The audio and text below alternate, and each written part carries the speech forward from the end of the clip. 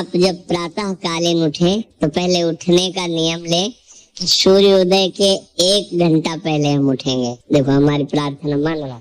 तो इस समय सूर्योदय कई बजे होता है? लगभग आप 5 बजे उठ जाइए और उठ करके सबसे पहला कार्य कीजिए, पृथ्वी के चरण स्पर्श कीजिए, भूमि के चरण स्पर्श कीजिए। और फिर आप जिस आसन पर बैठे हैं, देखो ध्यान से हमारी तरफ सुनना, जिस आसन पे बैठे हैं, जिस पे शयन किए थे, जिस सैया पर सोए थे, पृथ्वी को प्रणाम करने के बाद उसी सैया में 5 मिनट केवल बैठ जाइए। 5 मिनट बैठकर 5 संतों का नाम ले लीजिए। जैसे हम लोग श्री स्वामी हरिदास जी की जय, हरिवंश महाप्रभु की जय, हरिराम व्यास जी की जय, नागरीदास जी की जय, श्री ध्रुवदास जी की जय, 5 संतों के नाम याद कर लीजिए। इसके बाद नीचे उतरिए और पहले जो अपने माता पिता, अगर वो शयन कर रहे हैं तो कोई बात नहीं है, अगर वो शयन नहीं कर रहे हैं तो पहले जाकर माथा रखकर उनको प्रणाम कीजिए। इसके बाद आधा लीटर या 1.25 लीटर जितना आप जल पी सकते हैं, उस जल को आप हल्का सा गर्म करवाइए अपने माता पिता से, जो भी आपकी सेवा में हो, या अगर आप स्वयं कर सकते हो स्वयं हल्का सा। अगर 500 ग्राम पी जाए तो और अच्छी बात है, और इससे ज्यादा पी जाए तो अच्छी बात है। वज्रासन में बैठना आता है? वज्रासन जानते हो आप लोग? ये आपके ब्रह्मचर्य की रक्षा करेगा, कब्ज नहीं होने देगा और आपके मस्तिष्क की गर्मी को ठंडा करेगा।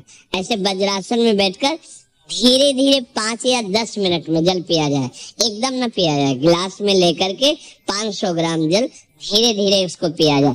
फिर इसके बाद आपको 100-200 कदम टहलना है। फिर इसके बाद आप शौच जाइए। शौच अगर आपका पेट साफ हो जाता है, अगर नहीं साफ होता है, कोई परेशानी लगती है, तो 1 चम्मच ईसबगोल की भूसी और छोटी हर का आधा चम्मच अगर रात्रि में दूध से या पानी से ले ले तो वो बार बार शौच नहीं लगाएगा, पर आपकी आंतें साफ हो जाएंगी। शौच जाने के बाद स्नान करें और फिर तुरंत, अगर आपको व्यायाम आता है तो करे, नहीं तो सीधा सरल बात होती है, 20 बार बैठ जाए बैठक और 10 बार लेटने वाली दंड। और इसके बाद जो अनुलोम विलोम, जो इससे खींचे इसे छोड़ दे, इसे खींचे इसे छोड़ दे, इसके बाद दोनों हाथ ऐसे करके 7 बार ऐसे करे, सीधा खींचे और सीधा छोड़ दे। तो इतना ही तुम्हारे लिए प्राणायाम की आवश्यकता है।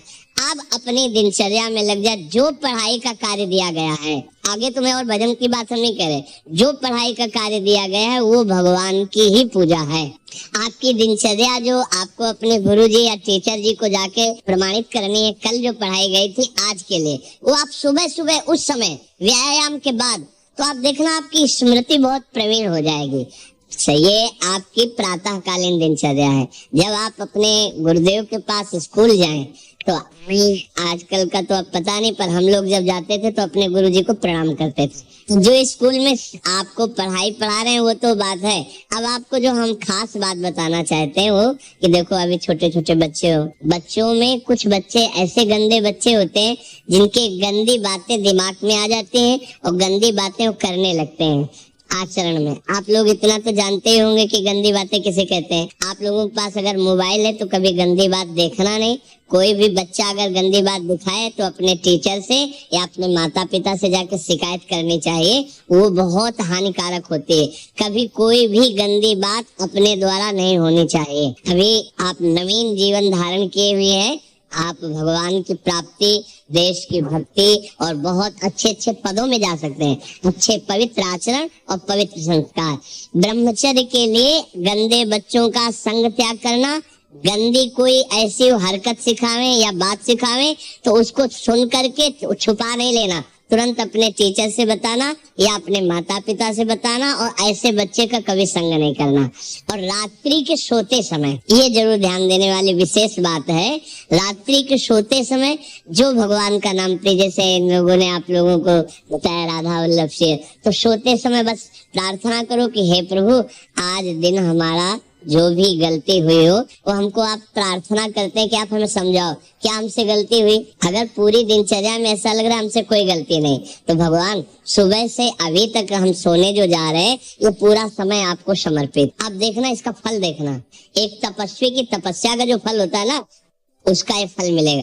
और सोते समय बस राधा वल्लभ श्री हरिवंश, राधा वल्लभ श्री हरिवंश, इधर उधर ना सोचते हुए, ना मोबाइल देखते हुए, ना कोई गंदी बात मन में, और चुपचाप सो जाइए। और जब फिर सुबह उठे तो फिर